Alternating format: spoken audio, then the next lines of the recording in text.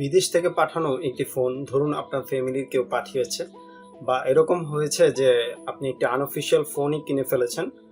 তো সেটি আসলে রেজিস্ট্রেশন কিভাবে করবেন, কারণ জানেন যে আগামীকাল থেকে কিন্তু ফোনগুলো যেগুলো আনঅফিশিয়াল রয়েছে সেগুলো কিন্তু 3 মাসের জন্য শুধুমাত্র চালানোর একটি ব্যবস্থা করা হয়েছে।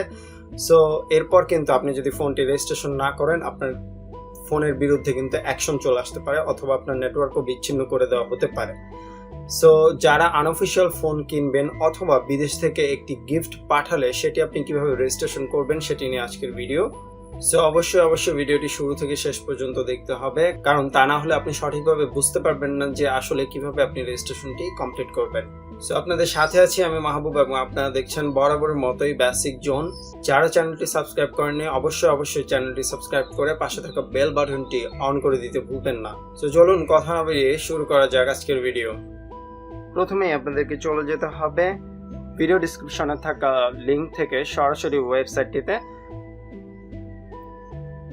এখানে ট্যাপ করার সাথে সাথে আপনাদেরকে neir.btrc.gov.bd এই ওয়েবসাইটে নিয়ে আসবে। এখানে পাবেন নিবন্ধন করুন এবং কিছু নীতিমালা পাবেন। আমি সাজেস্ট করবো যে নীতিমালাগুলো পড়ে নেওয়াই ভালো।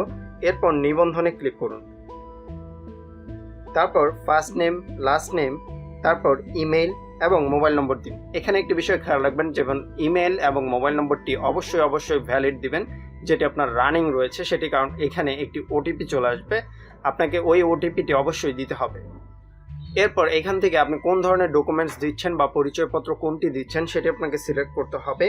এখান থেকে জাতীয় পরিচয়পত্র যেটি স্মার্ট সেটি, এবং জন্ম নিবন্ধন যেটি অনলাইন রয়েছে সেটি, ড্রাইভিং লাইসেন্স এবং জাতীয় পরিচয়পত্র নর্মাল যেটি রয়েছে সেটি আপনি সিলেক্ট করে দিতে পারবেন, বা পাসপোর্ট দিয়েও আপনি এখানে নিবন্ধন করতে পারবেন। তারপর যে পরিচয়পত্রটি সিলেক্ট করলেন তার একটি নম্বর রয়েছে, সেই নম্বরটি কিন্তু আপনার নিচের যে ঘরটি রয়েছে সেখানে আপনাকে দিয়ে দিতে হবে। এরপর একটি পাসওয়ার্ড ক্রিয়েট করতে হবে। এইখানে পাসওয়ার্ডের ক্ষেত্রে বড় হাতের, ছোট হাতের নম্বর এবং স্পেশাল ক্যারেক্টার দেওয়ার চেষ্টা করবেন। এরপর নিবন্ধনে ট্যাপ করুন। নিবন্ধনের জন্য একটি ওটিপি চলে আসবে আপনার ফোনে, তারপরে ওটিপি নাম্বারটি দিয়ে ভ্যালিডেট যেটি রয়েছে সেখানে ক্লিক করুন। এখান থেকে আপনি লগ ইন করতে পারবেন। তারপর আপনার নাম্বার এবং পাসওয়ার্ড দিয়ে আপনি খুব সহজেই কিন্তু লগ ইন করে নিতে পারবেন। এখানে দুটি অপশন পাবেন, একটি হচ্ছে IMEI যাচাই এবং বিশেষ নিবন্ধন।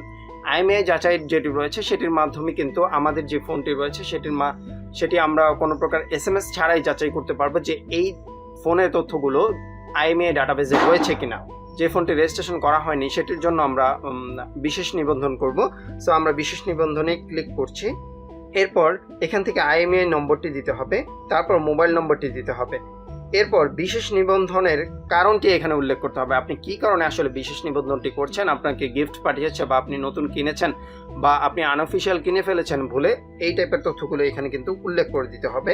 এখন আপনি কি ধরনের ডকুমেন্ট দিতে চাচ্ছেন সেটি উল্লেখ করুন। যেমন এখানে ডকুমেন্ট হিসেবে আপনাকে দিতে হবে যে আপনার যে ফোনটি যেখান থেকে কিনেছেন সেখানকার একটি রসিদ দিতে পারেন, অথবা আপনি যদি বিদেশ থেকে এসে থাকে আপনি ট্যাক্স দিয়েছেন কিনা ট্যাক্সের একটি রসিদ আপনি দিতে পারেন।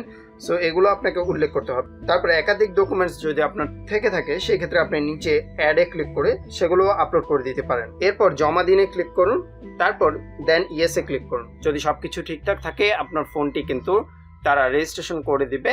আশা করছি আপনারা খুব সহজেই এখন এই প্রসেসটি সম্পূর্ণ করতে পারবেন। আশা করছি এই ভিডিওর মাধ্যমে আপনাদের সঠিক ধারণা দিতে পেরেছি যে আপনারা কিভাবে বিদেশ থেকে আনা ফোন হোক বা এটি আনঅফিশিয়াল ফোনই হোক সেটি আপনারা কিভাবে রেজিস্টার করবেন এবং কিভাবে আপনারা খুব সহজেই ফোনটি IMEI নিবন্ধন করতে পারেন। যদি ভিডিওটি ভালো লেগে থাকে ভিডিওতে একটি লাইক দিবেন, আর চ্যানেল সাবস্ক্রাইব তো মাস্ট। দেখা হবে পরবর্তী কোনো ভিডিওতে ভিন্ন কোনো বিষয় নিয়ে। সে পর্যন্ত সবাই ভালো থাকবেন, সুস্থ থাকবেন। আল্লাহ হাফেজ।